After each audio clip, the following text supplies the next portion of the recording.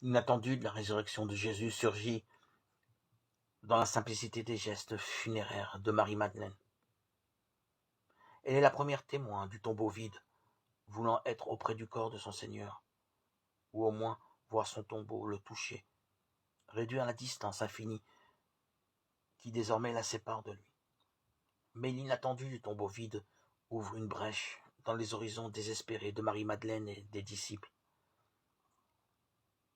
La résurrection du Christ devient l'événement central de leur vie et de celle de tous les croyants. Elle confirme ce que Jésus avait inauguré dans sa mission par sa parole et par ses actes. Consacré par l'Esprit Saint, il a pu vaincre le mal en guérissant les malades et en chassant les démons. Mais en Jésus, la victoire de la vie sur la mort n'est pas seulement un événement du passé. Celui qui en a reçu le message ne peut rester indifférent face au Christ.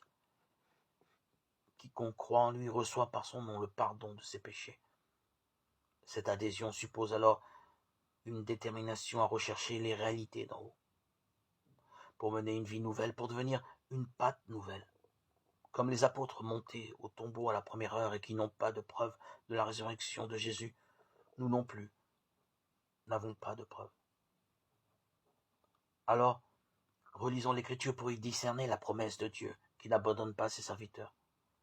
Nous sommes nous aussi appelés à relire notre propre histoire où nous verrons que Dieu est digne de foi.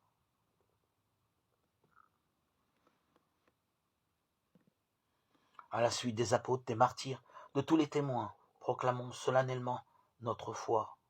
Le Christ est ressuscité, le Christ est vivant. Jésus est vivant dans nos vies.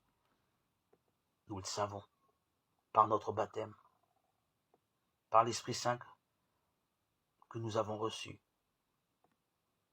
Jésus est vivant, aujourd'hui, maintenant, dans nos vies, et pour les siècles des siècles. Il nous a précédés en Galilée, c'est-à-dire sur nos routes quotidiennes. Que nos vies en soient renouvelées